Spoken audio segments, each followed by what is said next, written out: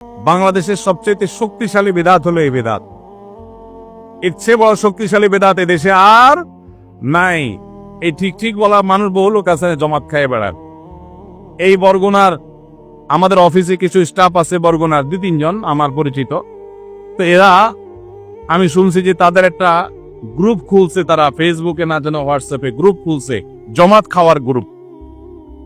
কোথায় কখন কে মরে, কোথায় কার মরার খাওয়ানো হয়, ওই গ্রুপে জানাই দিলে সবাই দলে দলে সেখানে চলে যায়।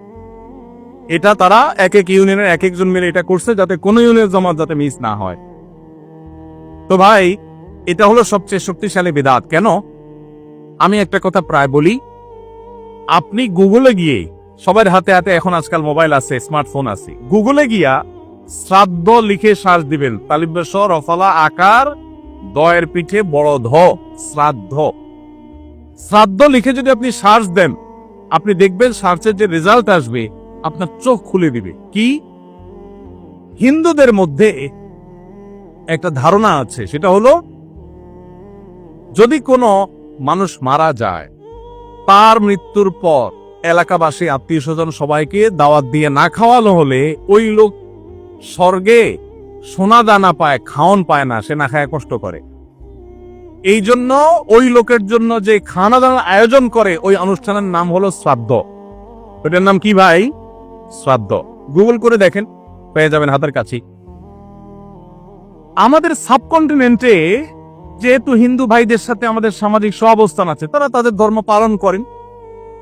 আমি তাওহীদবাদী, আমি ইমানদার, সেই জায়গা থেকে আমি শিরকে আল্লাহর নিকট সবচেয়ে অপরাধ মনে করে বাঁচার চেষ্টা করি। কিন্তু তারটা তিনি করেন, তারটা তিনি করে, এটা তার ব্যাপার।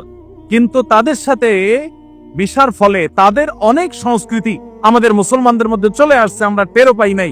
এই যে মানুষ মারা যাওয়ার পরে যে খাওয়ার অনুষ্ঠান মৃত ব্যক্তির ওয়ারিসদের উপরে চাপানো হয়, এটা ওই শ্রাদ্ধ থেকে এসেছে। এটা ইসলামে নাই। ইসলামে আছে উল্টাটা। উল্টা কি? একটা মানুষ মারা গেছেন, নবী সাল্লাল্লাহু আলাইহি ওয়াসাল্লাম বলেছেন অমুক মারা গেছেন, তার পরিবারের লোকদের জন্য তোমরা খাবারের ব্যবস্থা করো। কেন? কারণ তাদের রান্না করার মতো মানসিক অবস্থা নাই। আমরাও সেটা করি, অবশ্য আপনারাও করেন। কেউ মারা গেলে তার আত্মীয় স্বজন, তার ছেলে মেয়ে, বউ বাচ্চাদেরকে খাওয়ান দাওয়ান দেন, 2 দিন 3 দিন একটু খাওয়ান টাউন পাঠান, এরপরে 40 দিনের দিন সুদে আসলে একসাথে উঠায় নেন। কি বলেন? খাবার পাঠান গামলায় করে একটু, আর খাওয়ার সময় গোটা গরুটা খেয়ে ফেলেন এলাকার মানুষ। বাপ মারা গেছে, আপনি খুশি না বেজার? খুশি না বেজার? আপনার মা মারা গেছে, আপনি খুশি না বেজার? যদি বেজার হন, খাওয়ানোর যত অপশন আছে, খাওয়ানোর যত উপলক্ষ আছে মানুষ খাওয়ানোর, এটা খুশি হয়ে না বেজার হইয়া? যেমন মানুষ বিয়ে করছে, খুশির চোটে অলিমা খাওয়ায়, এটা সুন্নাত। কারোর বাচ্চা হয়েছে, খুশি, এজন্য সে আকিকা খাওয়ায়। কারোর ছেলেটা পাস করছে, সে খুশি হয়েছে, এজন্য সে আটার দলা খাওয়ায়, মিষ্টি খাওয়ায়। কিন্তু আপনার বাবা মারা গেছে, আপনার তো মনের কষ্ট। আপনি যেভাবে জিয়াফত দিচ্ছেন, আপনি যেভাবে মেজবানি খাওয়াচ্ছেন, এটা দেখে তো মনে হচ্ছে আপনি অনেক খুশি যে বাপটা চলে গেছে, এখন জমি জমার ভাগযোগগুলো আমরা পাবো। এই উসিলা সবারে খাওয়াই। আল্লাহ আমাদেরকে হেদায়েত দান করুন। শক্তভাবে এই বেদাত আমাদের সমাজ থেকে দূর করতে হবে ইনশাআল্লাহ।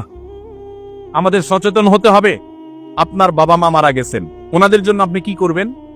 দোয়া করবেন, ইস্তেগফার করবেন, চোখের পানি ফেলবেন, দান সাদাকা করবেন। মাদ্রাসায় এতিম গরিব ছাত্ররা আছে, একবেলা খাবার টাকা দিয়ে দেন। মসজিদে কিছু ইট কিনে দেন, মসজিদের জায়গা কিনবে, সেখানে টাকা দিয়ে দেন। একজন গরিব মানুষকে কিছু টাকা দিয়ে দেন। মুর্দার তরফ থেকে সাদাকা করলে তার সব মুর্দা পায়, সেটা আপনি করেন। কিন্তু এই যে অন্য ধর্মের মানুষদের মতো করে খাবারের অনুষ্ঠান যেটা করছেন, এটা সুন্নাহর খেলাফ। সুন্নাহ হলো মৃত ব্যক্তির পরিবারকে খাওয়ানো, তাদের কাছ থেকে খাওয়াটা সুন্নাত নয়। আল্লাহ আমাদেরকে বুঝার তৌফিক দান করো। মুশকিল হলো এটা যদি আপনি না করেন, আজকের ওয়াজ শোনার পর এলাকাবাসী বলবে অমুক লোকটা মারা গেছে, কি ছেলে মেয়ে রেখে গেছে, কারোর একটা হাত দোয়াইলো না। বলবে কি না বলেন? কেন আপনার হাত আরেকজন দোয়াইতে হবে? আপনার হাত কি লুলা হয়ে গেছে? হ্যাঁ, আরেকজন হাত দোয়াইতে হবে, নিজের হাত নিজে ধুতে পারেন না? হাত দোয়ানো মানে খাওয়ান আর কি, তাই না? এলাকাবাসী বহু কিছু বলবে, কিন্তু আপনি অটল থাকবেন যে আমি ইনশাআল্লাহ এগুলা করব, আমার বাবার জন্য মায়ের জন্য যেটা করলে সব হবে সেটা আমি করব।